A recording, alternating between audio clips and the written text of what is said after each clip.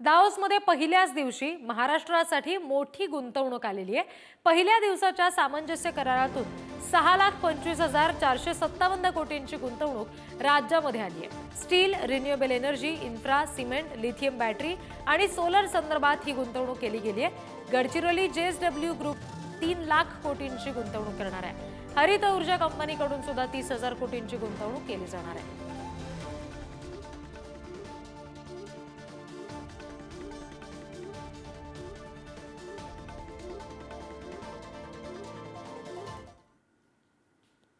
सगळ्या क्षेत्रांमध्ये इन्व्हेस्टमेंट येते आहे आणि विशेषतः महाराष्ट्राच्या सगळ्या भागांमध्ये इन्व्हेस्टमेंट येते आहे आणि अनेक चांगले पोर्टफोलिओज आज आम्ही साइन केलेले आहेत। उद्या देखील आम्ही साइन करणार आहोत।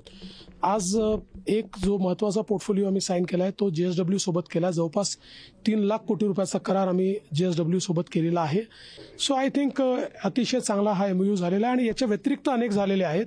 सो आम्ही परवा आपल्याला सगळं ब्रीफिंग देऊ आणि मला असं वाटतं की we are very satisfied with all, म्हणजे जे काही आमचे इंटरॅक्शन झाले त्यात आम्ही फार त्याच्यामध्ये खुश आहोत। आणखी तपशील घेणार आहोत। प्रतिनिधी सुशांत सावंत आपल्याशी जोडले गेलेत त्यांच्याकडून। सुशांत, हजारो नोकऱ्या या सगळ्याच्या माध्यमातून आता निर्माण होणार आहेत। काय नेमका फायदा आणखी महाराष्ट्राला या सगळ्याचा होऊ शकतो? रिद्धी, आपण जर बघितलं असेल तर मुख्यमंत्री देवेंद्र फडणवीस हे 24 तारीखपर्यंत दावोस दौऱ्यावर आहेत आणि आपण पाहिलं असेल तर काल एकाच दिवशी मोठ्या प्रमाणात गुंतवणूक जी आहे ती महाराष्ट्रात झालेली आहे। जवळपास जो आकडा आपल्याला समोर आलाय त्यानुसार 4,60,000 कोटींची गुंतवणूक जी आहे ती काल झालेली आहे आणि त्यावर करारावर खऱ्या अर्थाने सही झालेली आहे। यामध्ये जर पाहिलं असेल तर गडचिरोली जिल्ह्यासाठी महत्त्वपूर्ण एक करार झालेला आहे। त्यामध्ये कल्याणी समूहानं संरक्षण, स्टील, EV गुंतवणुकीसाठी 5,200 कोटींची करार जो आहे तो झालेला आहे आणि यामुळे 4,000 जणांना रोजगार जो आहे तो मिळणार आहे। आपण पाहिलं असेल तर मुख्यमंत्री देवेंद्र फडणवीस स्वतः गडचिरोलीचे पालकमंत्री आहेत। अर्थातच आणि पहिला ज्यावेळी त्यांनी शपथ घेतली मुख्यमंत्री पदाची त्यावेळी त्यांनी पहिला दौरा केला होता गडचिरोली जिल्ह्याचा, ज्याचं पंतप्रधान नरेंद्र मोदींनी कौतुक केलं। त्यानुसार आता ही गुंतवणूक महत्त्वपूर्ण मानली जाते।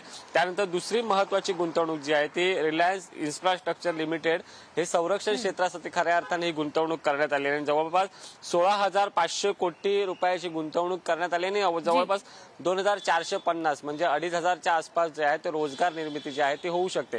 एकाच दिवशी जर आपण बघितलं असेल तर काल एका तासात 3 MOU वर जी आहे ती सही करण्यात आली आणि मोठी गुंतवणूक जी आहे ती महाराष्ट्रात मानली जाते।